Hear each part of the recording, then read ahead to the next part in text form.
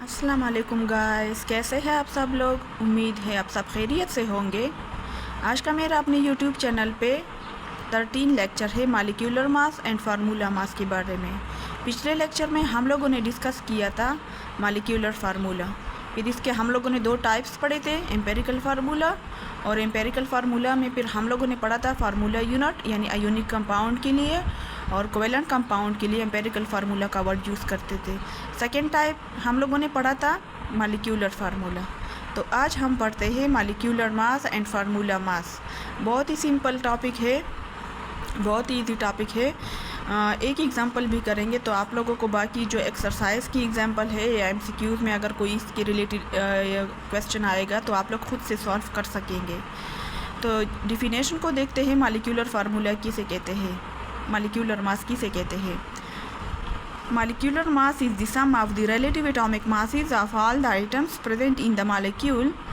Molecular mass of a substance can be calculated by adding relative atomic masses of all the atoms in one molecule of the substance. For example, molecular formula of ethane is equal to C2H6.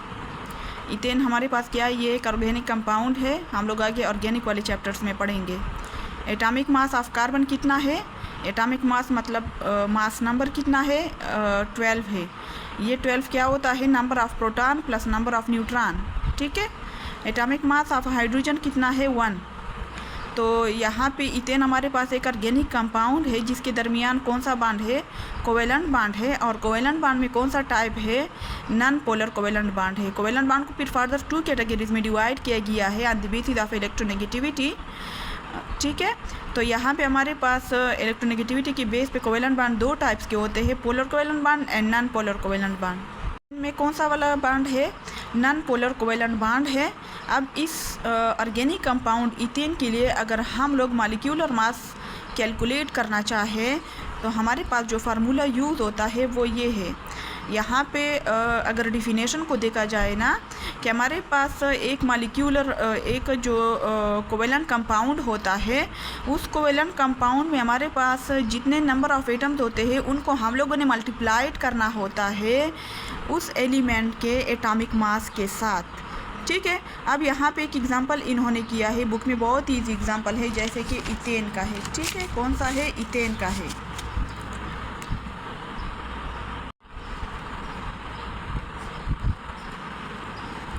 Molecular mass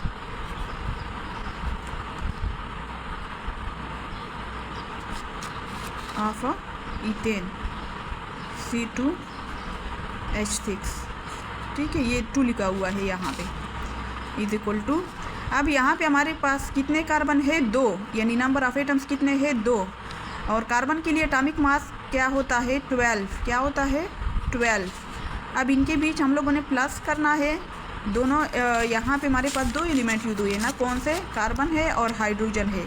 तो यहाँ पे हमारे पास hydrogen कितने हैं, 6, यानी number of atoms कितने, number of atoms of hydrogen कितने हैं, 6।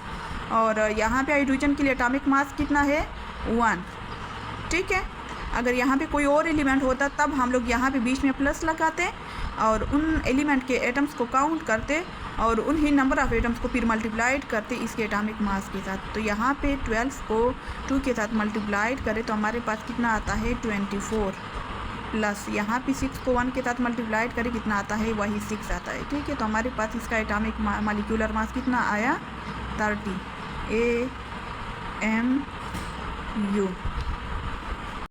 AMU atomic mass unit.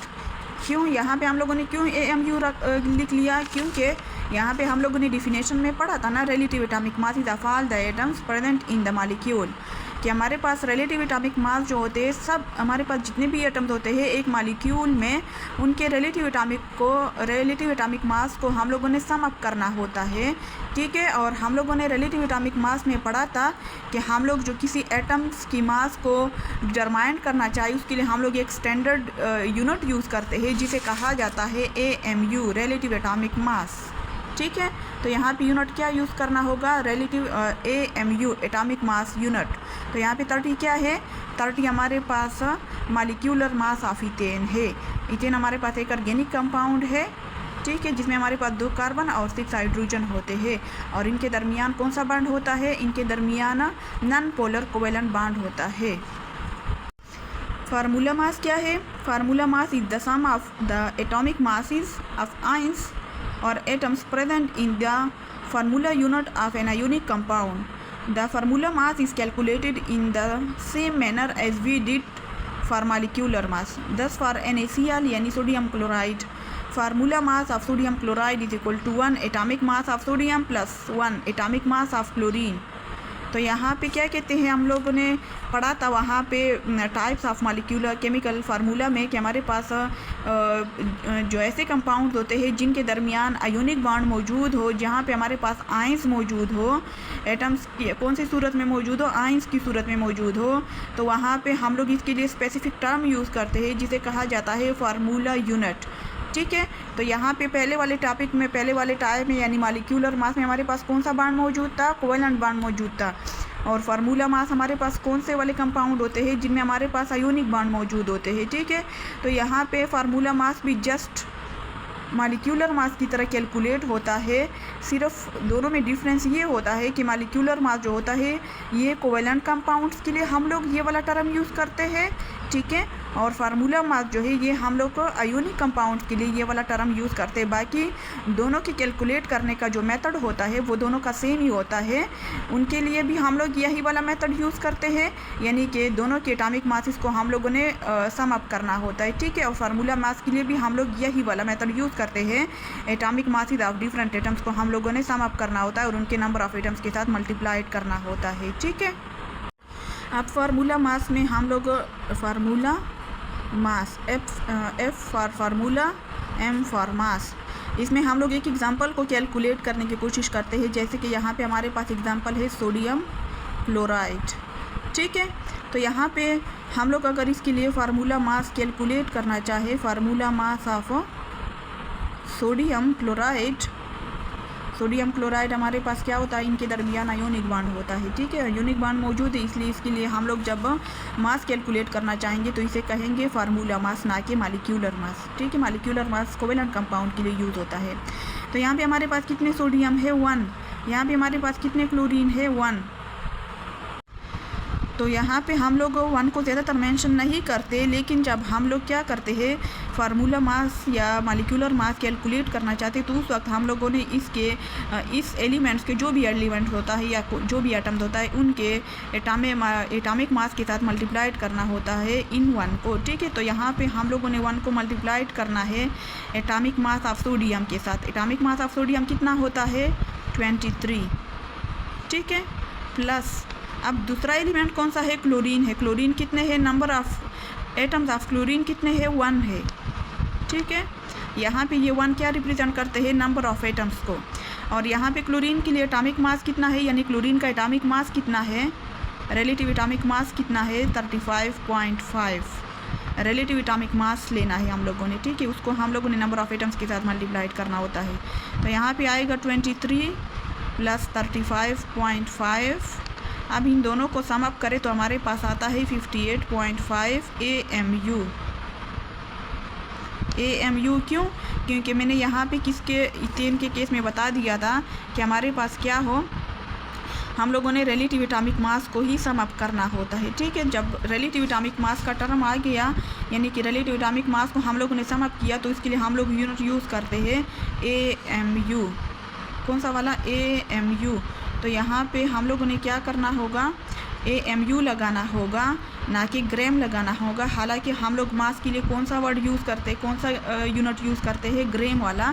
लेकिन यहाँ पे हम लोगों ने सम अप किसको करना है, रिलेटिव एटॉमिक मास को, इसलिए हम लोगों ने AMU को यूज़ किया, ना कि ग्राम को यूज़ किया। ठीक है, इसके आगे 2 बहुत ही प्यारी एग्जाम्पल है, फार्मूला मास के साथ रिलेटेड है।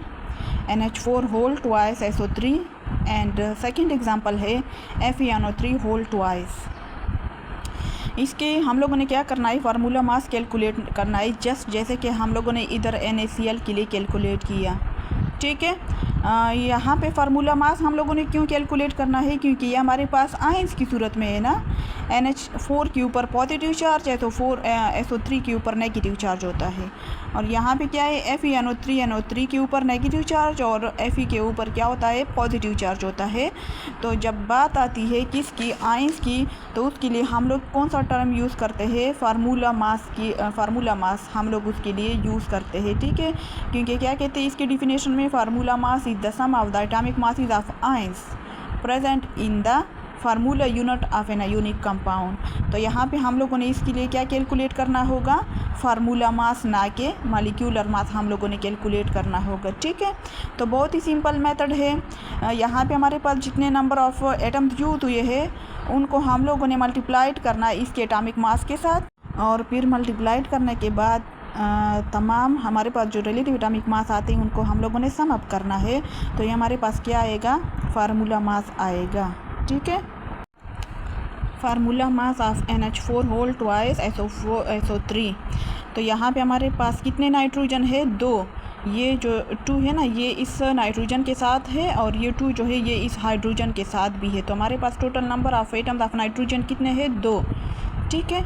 तो यहाँ पे 2 और नाइट्रोजन का एटॉमिक मास कितना होता है, 14 होता है, प्लस यहाँ पे हमारे पास कितने टोटल कितने हाइड्रोजन है, ये 4 और ये 2। तो इन दोनों को मल्टीप्लाइड करें, टोटल कितने हाइड्रोजन हुए, टोटल हमारे पास हुए 8, ठीक है। और रिलेटिव एटॉमिक मास यहाँ पे हम लोगों ने 1 निकला है हाइड्रोजन के लिए, प्लस यहाँ पे हमारे पास सल्फ़र हमारे पास कितने हैं, 1। यहाँ पे 1 होता है ना, चूँकि हम लोग को मेंशन नहीं करते, ठीक है। तो यहाँ पे हमारे पास 1 और सल्फ़र का हमारे पास जो रिलेटिव एटॉमिक मास होता है वो कितना होता है, 32, प्लस ऑक्सीजन में हमारे पास number of atoms of oxygen कितने हैं, 3। कितने हैं, 3। इसको हम लोगों ने ऑक्सीजन के रिलेटिव एटॉमिक मास के साथ मल्टीप्लाइड करना है, जो कि कितना है, 16 है, ठीक है। ये हमारे पास आएगा 28 प्लस 8 प्लस 32 प्लस 48। अब इन सब को सम अप करने के बाद हमारे पास जो आंसर आता है वो है 116। और यूनिट क्या लिखना है हम लोगों ने, AMU। क्यों, क्योंकि हम लोगों ने relative atomic mass of different atoms को सम अप किया, और रिलेटिव एटॉमिक मास के लिए हम लोग जो यूनिट यूज़ करते हैं वो है AMU, atomic mass unit. Second part क्या है हमारे पास, FeNO3 होल ट्वाइस। तो इसके लिए हम लोगों ने फार्मूला मास कैलकुलेट करना है, ठीक है।